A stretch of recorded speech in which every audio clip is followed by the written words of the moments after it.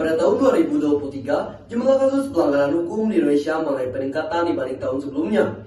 Menurut data dari Kepolisian Republik Indonesia, tercatat sekitar 2.088.470 kasus tindak kejahatan pada bulan Januari sampai April 2023. Pada tahun yang sama, Indonesia mencatat sejumlah kasus pelanggaran hak asasi manusia. Komisi Nasional Hak Asasi Manusia menerima sebanyak 5.301 berkas pengaduan terkait dugaan pelanggaran HAM, dengan 2.753 diantaranya merupakan kasus pelanggaran yang signifikan.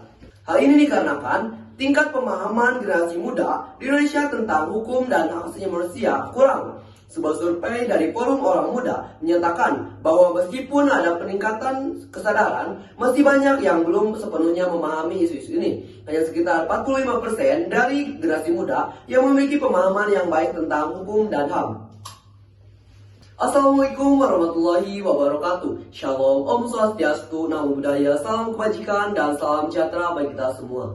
Sampurasun wargi Jawa Barat. Selamat datang di video saya.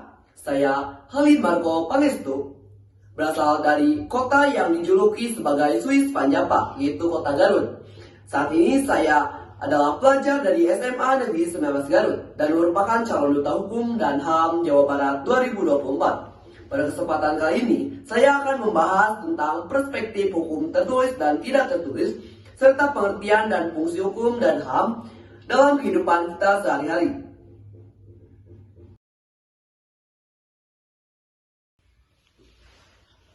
Menurut Kamus Besar Bahasa Indonesia, hukum adalah peraturan atau adat yang secara resmi dianggap mengikat dan dikukuhkan oleh penguasa atau pemerintah. Hukum mencakup undang-undang, peraturan, dan norma yang mengatur pergaulan hidup dalam masyarakat. Menurut Sudikno Mertakusomo, seorang pakar hukum Indonesia, hukum adalah sekumpulan peraturan atau kaidah yang mengatur tata tertib masyarakat yang pelaksanaannya dapat dipaksa dengan tujuan mencapai ketertiban dan keadilan dalam masyarakat.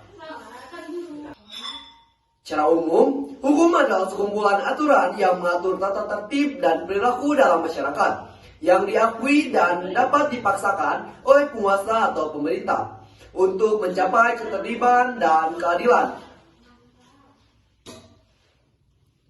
Terdapat 5 fungsi hukum yang melekat dalam kehidupan masyarakat, yaitu mengatur tata tertib, menjaga keamanan, melindungi hak dan kewajiban, menyelesaikan sengketa, dan memberikan kepastian hukum. Contoh penerapan hukum dari kehidupan sehari-hari yaitu Undang-Undang Lalu Lintas yang mengatur cara kita berkendara di jalan raya. Hukum perdata seperti mengatur kontrak jual beli rumah. Hukum ketatanegaraan itu hukum yang menjamin upah minimum dan jam kerja yang adil. Dan hukum keluarga seperti mengatur perceraian dan hak asuh anak.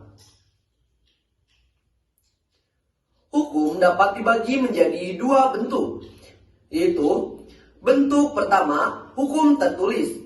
Hukum tertulis adalah hukum yang secara resmi dicantumkan dalam berbagai peraturan perundang-undangan.